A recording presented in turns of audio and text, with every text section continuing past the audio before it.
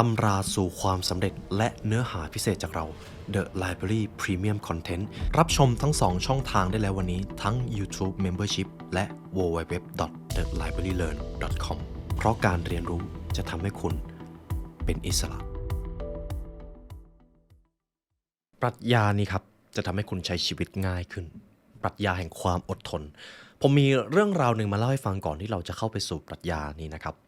การละครั้งหนึ่งครับมีพระอาจารย์รูปหนึ่งกับลูกศิษย์อีกกลุ่มหนึ่งพระอาจารย์ท่านนั้นครับต้องการสอนลูกศิษย์ก็เลยพาเดินทางไกลเพื่อที่จะได้พบความสวยงามระหว่างการเดินทางแต่มีลูกศิษย์อยู่คนหนึ่งครับเป็นคนที่ใจร้อนและไม่สามารถที่จะอดทนเวลาเจอสถานการณ์ที่มันเป็นปัญหาได้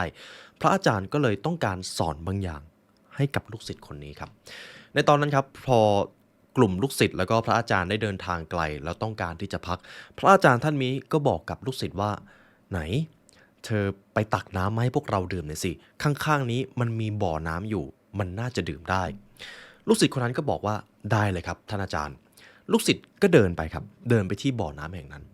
แต่ลูกศิษย์คนนั้นกลับพบว่าในบ่อน้ำที่ตอนแรกมันเหมือนจะใสใช่ไหมครับมันได้มีฝูงวัวฝูงหนึ่งเดินผ่านไปฝูงวัวฝูงนั้นครับได้เดินข้ามบ่อน้ำนั้นไปบ่อน้ำนั้นมันก็ยังมีฝุ่นเคลอะอยู่ดินที่มันอยู่ข้างใต้ก็ผุดขึ้นมาน้ำมันดูไม่สะอาดเลยครับแล้วก็ดูดื่มไม่ได้ลูกศิษย์เห็นอย่างนั้นครับก็เลยเดินกลับไปบอกพระอาจารย์ของตัวเองก็บอกว่าท่านอาจารย์ครับน้ำที่ท่านให้ผมไปตักมันยังดื่มไม่ได้ครับแล้วเราก็ไม่คิดว่ามันจะดื่มได้ด้วยพระอาจารย์ก็เงียบครับแล้วก็มองหน้าลูกศิษย์แล้วก็ไม่ได้พูดอะไรพระอาจารย์ก็ปล่อยให้เวลาผ่านไปสักพักหนึ่งแล้วก็ไปบอกลูกศิษย์คนเดิมเลยครับบอกว่าไหนเธอลองเดินไปดูบ่อน้ำหน่อยว่ามันดื่มได้หรือยังลูกศิษย์ก็งงครับก็เลยทำตามที่พระอาจารย์บอกพอลูกศิษย์คนนั้นเดินไปที่บ่อน้ำเดิมครับก็ยังพบว่ามันก็ยังไม่ใสแถมมันยังขุ่นอยู่เลยมันไม่น่าจะดื่มได้ลูกศิษย์ก็เดินกลับไปหาพระอาจารย์อีกรอบหนึ่งลูกศิษย์ก็บอกว่าน้ำมันก็ยังดื่มไม่ได้เหมือนเดิมครับพระอาจารย์ก็บอกไม่เป็นไรมองหน้าลูกศิษย์สักพักหนึ่งครับแล้วก็เงียบ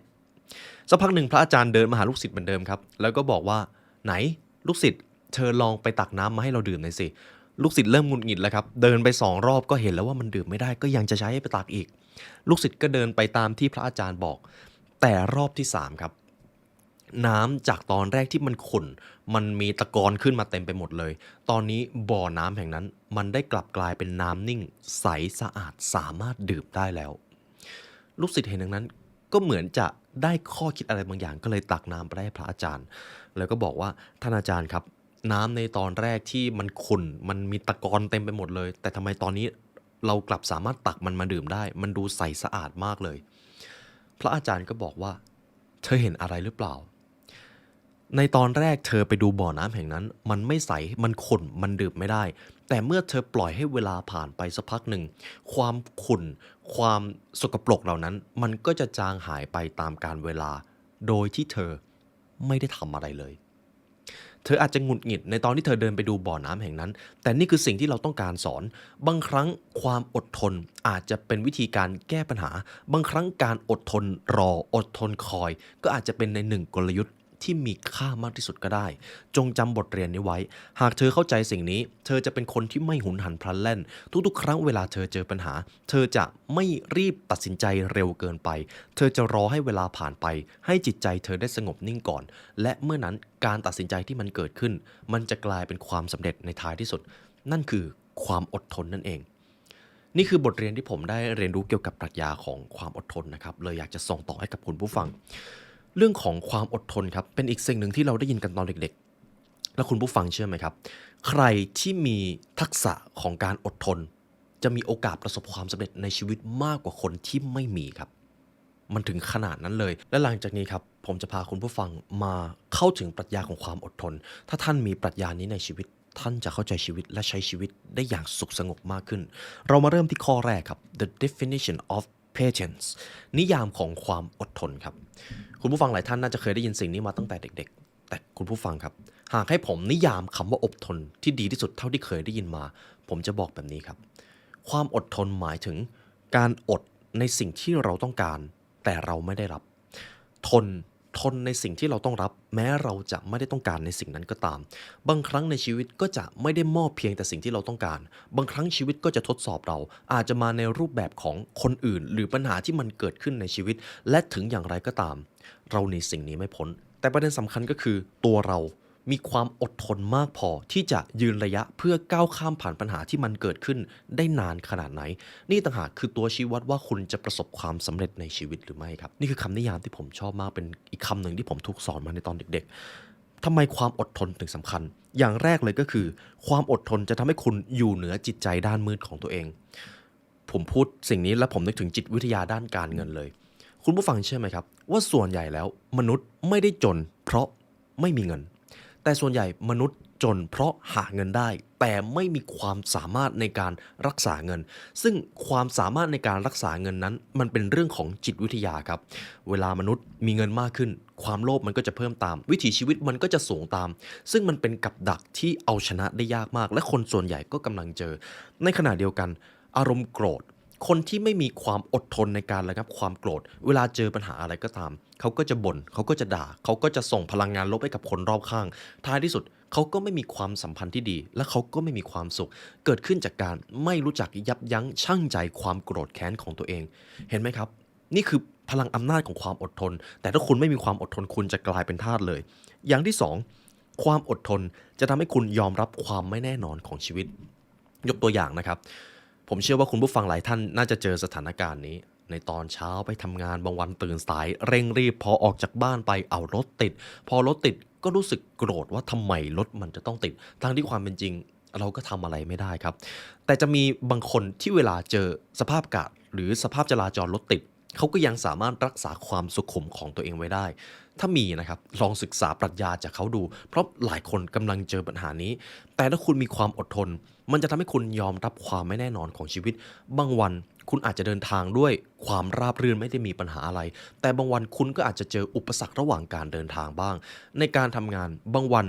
คุณก็ได้รับคำชมคุณได้สร้างผลงานให้คนอื่นได้พบเห็นแต่ในบางวันคุณก็อาจจะต้องถูกตำหนิติเตียนจากความผิดพลาดที่มันเกิดขึ้นมีแค่ความอดทนเท่านั้นที่จะทำให้คุณยอมรับความไม่แน่นอนของตรงนี้ได้ครับอย่างที่สามความอดทนมีผลต่อความสำเร็จในชีวิตเทียบเท่าหรือมากกว่าความเก่งของคนคนนั้นครับสิ่งนี้ไม่ใช่เรื่องเกินจริงเลย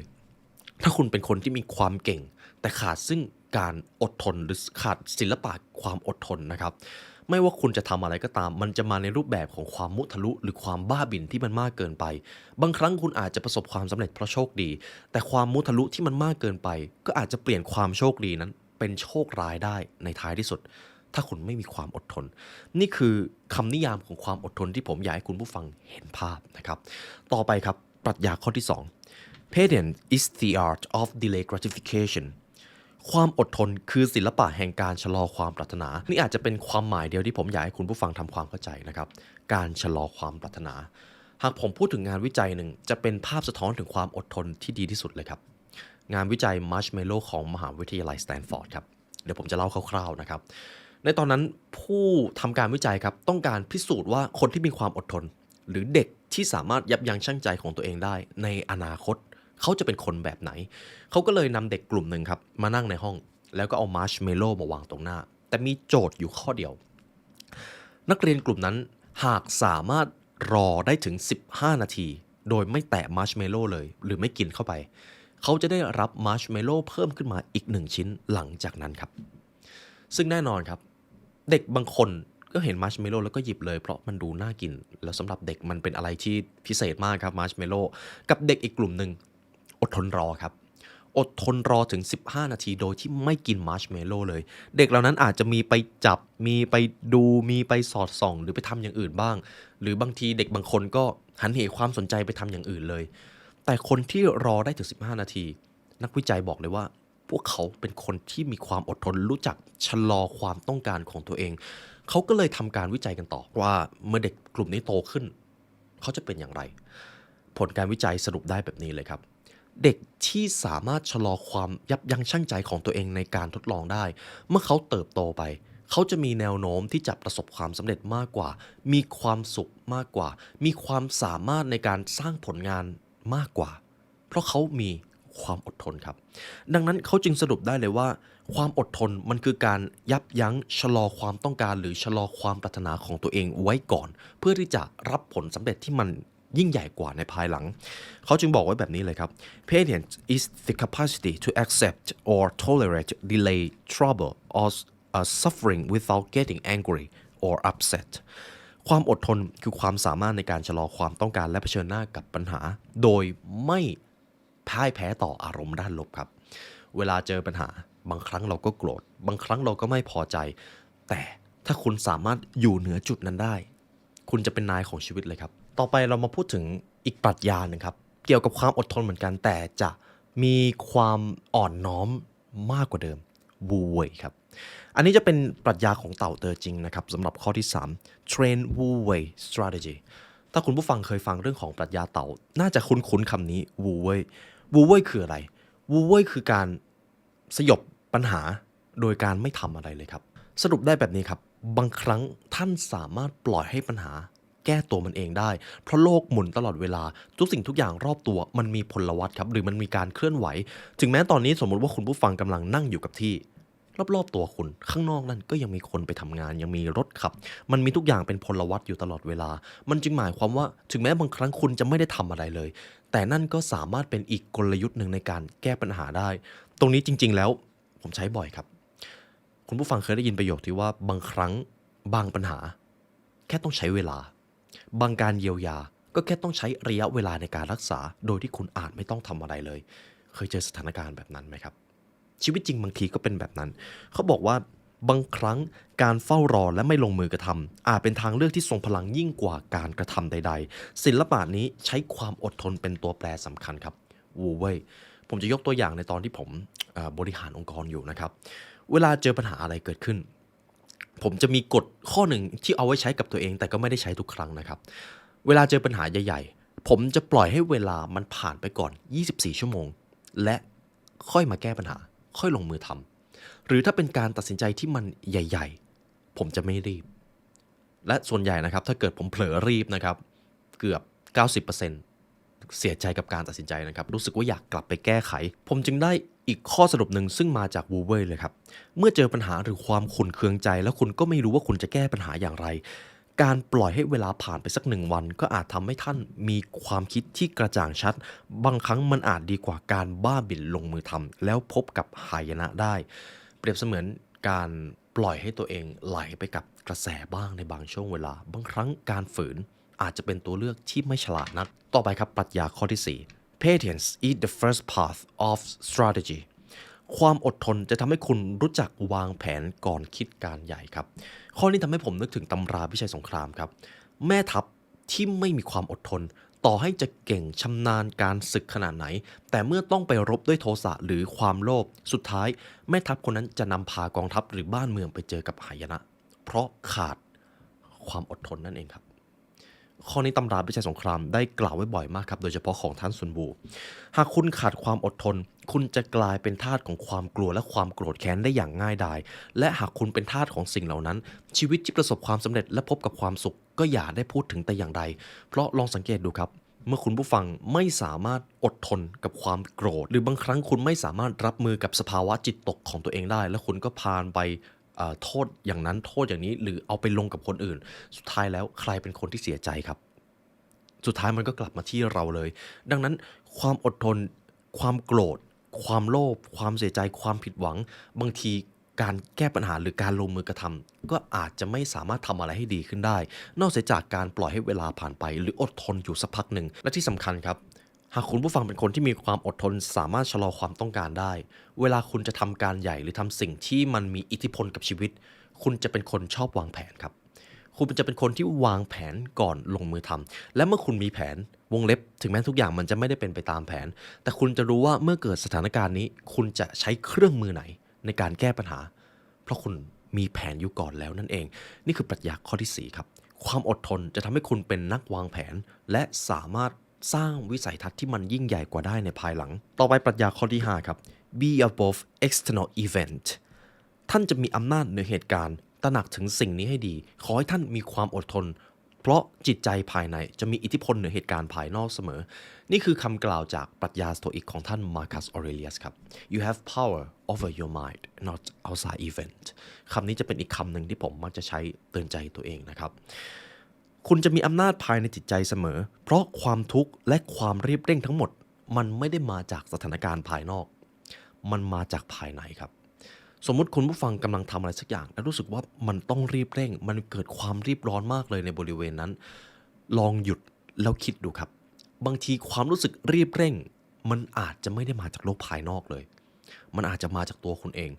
ดังนั้นการไปโกรธสิ่งที่มันไม่ได้ดั่งใจคุณซึ่งมันจะเกิดขึ้นบ่อยๆแน่ๆอาจจะไม่ได้ทำให้คุณได้เจอกับความสงบสุขในชีวิตเลยแต่อย่างใดแต่การกลับมาโฟกัสในโลกภายในของตัวเอง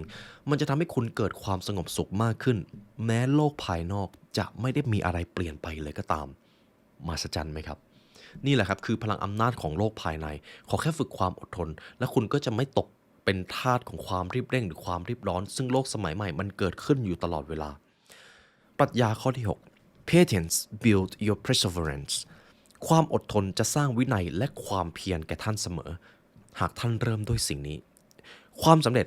เกิดจากการพัฒนาตนวันละเล็กวันละน้อยไม่มีความสำเร็จที่ยั่งยืนใดในโลกนี้ถูกสร้างภายในชั่วข้ามคืนถ้าหากคุณผู้ฟังเป็นคนที่ชอบในการพัฒนาตัวเองผมเชื่อว่าเกือบ 100% ก็จะได้ยินคำนี้สม่ำเสมอระเบียบวินัยต้องทำอะไรวันแล้ววันเล่าเพื่อที่จะประสบความสำเร็จทีละเล็กทีละน้อยผมเชื่อว่าทุกท่านจะได้ยินสิ่งนี้เสมอครับและเจ้าความอดทนนี่แหละครับจะเป็นจุดเริ่มต้นของระเบียบวินัยที่เราได้พูดถึงกันมาตลอดตั้งแต่ช่วง 2-3 ปีที่แล้ว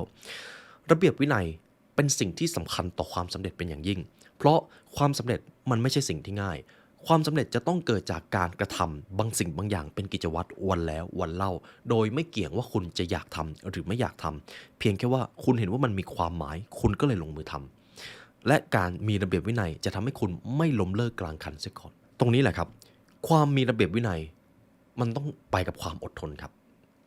บางครั้งคุณตื่นเช้าขึ้นมาคุณรู้สึกว่าคุณไม่อยากทำงานที่คุณต้องทำเลยถึงแม้มันจะสำคัญมากเลยก็ตามหากคุณมีความอดทนคุณจะไม่ปล่อยให้ความขี้เกียจหรืออารมณ์ด้านลบเข้ามาครอบงำระเบียบวินัยในตัวคุณนั่นเองและที่สำคัญครับถ้าคุณผู้ฟังลองสังเกตในโลกปัจจุบันดูดีๆเรามักจะเห็นค่านิยมในการประสบความสำเร็จให้เร็วอายุเท่านี้ต้องมีอย่างนั้นต้องมีอย่างนี้ความสำเร็จจะต้องรีบสร้างรีบกอบโกยมันเลยทำให้เราติดความรู้สึกที่ว่าเราจะต้องที่ประสบความสำเร็จสิเพราะทุกอย่างมันเปลี่ยนแปลงไปเร็วเหลือเกินแต่จริงๆนะครับความสำเร็จที่มันยั่งยืนและมั่งคั่งอย่างแท้จริงจะไม่มีทางเกิดขึ้นได้ภายในชั่วข้ามคืนหรือภายในระยะเวลาอันสั้นมันจะต้องค่อยๆทำค่อยๆสร้างค่อยๆเกิดผลลัพธ์และคุณก็ค่อยๆใช้ผลลัพธ์นั้นทบทวีขึ้นไปเรื่อยๆซึ่งมันต้องใช้ความอดทนและระเบียบวินัยสูงมากครับมันไม่เซ็กซี่มันไม่หวือหวาแต่นั่นคือวิถีที่ดีที่สุดแหละครับกับอีกเรื่องหนึ่งก็คือคนส่วนมากเวลาลงมือทำอะไรบางอย่างคุณจะเห็นว่าความอดทนของคนปัจจุบันมันลดน้อยลงอย่างแท้จริง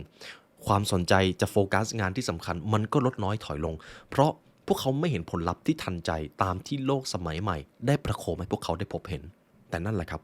คือเหตุผลที่ว่าทำไมคนส่วนน้อยจึงเป็นคนที่ประสบความสำเร็จหากคุณผู้ฟังกำลังทำอะไรสักอย่างแล้วคุณรู้สึกว่ามันยากมากเลยในการที่จะอดทนทำต่อไปผมจะมีปรัชญาหนึ่งอยากให้คุณผู้ฟังลองเก็บไปสร้างแรงบันดาลใจให้กับตัวเองนะครับปรัชญานี้มีชื่อว่าปรัชญาแห่งการปลูกต้นไผ่ครับในการปลูกต้นไผ่นะครับตั้งแต่การหว่านเมล็ดการรดน้ำการพรวนดินชาวนาหรือชาวสวนที่เขาดูแลต้นไผ่เขาบอกเลยว่าสิ่งที่ยากที่สุดในการปลูกต้นไผ่ไม่ใช่ว่ามันใช้เวลานานในการเติบโตแต่ในช่วงระยะแรกๆ5 ปีของมันไม่แสดงผลลัพธ์อะไรให้เห็นเลยถึงแม้ว่าคุณจะรดน้ำคุณจะพรวนดินเป็นระยะเวลาภายใน5 ปีมากขนาดไหนมันก็จะไม่โตให้คุณเห็นจนกว่ามันจะครบ5 ปีมันถึงจะเริ่มเติบโตให้กลายเป็นต้นกลายเป็นสวนแล้วก็กลายเป็นต้นไผ่ที่สง่างามในท้ายที่สุดชาวสวนจึงบอกเลยว่า5 ปีกว่าที่คุณจะเห็นผลลัพธ์มันยากมากคุณจะล้มเลิกได้อย่างง่ายดายแต่ถ้าอย่างน้อยภายใน1 ปีต้นไผ่แสดงการเติบโตทีละเล็กทีละน้อยให้เห็นมันจะไม่ยากแบบนี้นี่คือปรัชญาที่เกี่ยวข้องกับความเป็นจริงของชีวิตครับบางทีชีวิต ก็ไม่ต่างจากการปลูกต้นไผ่เลยสมมติคุณผู้ฟังทำอะไรสักอย่างแล้วรู้แล้วว่ามันจะเป็นความสำเร็จที่คุณได้นิยามเอาไว้บางที2ปีแรก3ปีแรกไปจนถึง5ปีแรกคุณอาจจะไม่ได้เห็นผลลัพธ์อะไรเลยคุณไม่ได้ชื่อเสียงคุณไม่ได้ความมั่งคั่งอะไรกลับมาแต่ก็ไม่ได้หมายความว่าสิ่งที่คุณได้ลงมือทำก่อนหน้ามันจะได้ผลครับมันมีผลของมันอยู่มันมีการสะสมทบทวีความสำเร็จของมันอยู่ แต่ประเด็นก็คือเราทุกคนต่างมีช่วงเวลาที่จะได้กอบโกยผลลัพธ์ความสำเร็จของตัวเองอยู่ที่ว่าเมื่อไหร่บางทีเราก็ไม่มีทางรู้แต่ขอแค่อย่างเดียวอย่าหยุดรดน้ำอย่าหยุดพรวนดินเป็นอันขาดเพราะถ้าคุณหยุดทำต้นไผ่แห่งความสำเร็จมันก็จะไม่โตเลยไม่ว่าคุณจะพยายามทำมากขนาดไหนมาจากช่วงก่อนหน้าดังนั้นขอให้เก็บปรัชญาแห่งต้นไผ่เป็นปรัชญาในการสร้างความสำเร็จให้กับชีวิตของทุกท่านนะครับสุดท้ายครับข้อที่7 You have to be patient but always tolerant with others คุณจงเป็นผู้มีความอดทนแต่ขอให้เข้าใจอย่างหนึ่งครับทุกคนไม่จำเป็นที่จะต้องมีความอดทนเท่ากับคุณความไม่อดทนของผู้อื่นเป็นเรื่องที่คุณควบคุมไม่ได้จงเข้าใจในสิ่งนั้นจงผ่อนปรนกับสิ่งเหล่านั้นแต่ขอแค่ตัวคุณจงมีระเบียบวินัยกับตัวเองข้อนี้ผมว่ามันเป็นข้อที่ทำให้เราถ่อมตัวมากเลยครับ เรามีความอดทนเรามีระเบียบวินัยแต่ถึงอย่างไรก็ตามบางครั้งเราอาจจะเผลอเอาปรัชญาของเราไปสั่งไปสอนผู้อื่นและถามว่าคนอื่นฟังไหมครับแทบจะตรงกันข้ามเลยคนส่วนใหญ่อาจจะต่อต้านด้วยซ้ำดังนั้นการทำให้คนอื่นเห็นเป็นตัวอย่างโดยที่ไม่ต้องไปสั่งสอนเขาอาจจะเป็นตัวเลือกที่ดีที่สุดแล้วก็ได้เพราะสุดท้ายมนุษย์จะมองว่าตัวอย่างที่เห็นมันจะเด่นกว่าคำสอนหากใครคนหรือคนรอบข้างของคุณไม่มีความอดทนไม่มีความเพียรไม่มีความถ่อมตัวไม่เป็นไรครับ ปล่อยพวกเขาไปแต่ตัวคุณผู้ฟังจะต้องเป็นคนที่มีความอ่อนน้อมถ่อมตนและอดทนอยู่เสมอสิ่งนี้จะทำให้คุณมีชีวิตอย่างสง่างามครับและทั้งหมดนี้คือปรัชญาเรื่องของความอดทนที่ผมนำมาฝากคุณผู้ฟังใน The Philosophy เอพิโซดนี้นะครับตั้งแต่เรื่องราวในตอนแรกไปจนถึงขั้นตอนการสร้างความอดทนนิยามความอดทนในช่วงท้ายหวังว่าจะทำให้ทุกท่านมีปรัชญานี้ในการผลักดันความสำเร็จในชีวิตของตัวเองและเช่นเคยครับหากคุณผู้ฟังฟังมาถึงตรงนี้ครับตัวผมและทีมงานต้องขอบคุณและเป็นเกียรติอย่างยิ่งที่เรามีโอกาสได้มาเรียนรู้ด้วยกันและเช่นเคยครับหากคุณผู้ฟังต้องการใช้เวลาเรียนรู้ให้ลึกซึ้งกว่านี้ผ่านการอ่านผ่านเนื้อหาที่เราได้คัดเลือกมาให้คุณผู้ฟังสามารถซื้อหนังสือได้จาก The Library Shop นะครับหนังสือทุกเล่มในร้านคือหนังสือที่พวกเราคัดเลือกมาให้ครับเดี๋ยวผมจะทิ้งลิงก์ไว้ข้างล่างและในตอนนี้เราก็มีของจิปาถะของ Gift Shop ที่คุณผู้ฟังต้องการเอาไปปรับใช้ในการพัฒนาตัวเองมากขึ้นและเราจะออกผลิตภัณฑ์ใหม่ๆให้ทุกท่านได้นำไปพัฒนาตัวเองนะครับในวันนี้ได้เวลาอันสมควรแล้วครับทีมงาน The Library Learn และตัวผมไลออนยุวศิลป์ขอลาไปก่อนขอให้วันนี้เป็นวันที่ยอดเยี่ยมของทุกท่านครับสวัสดีครับ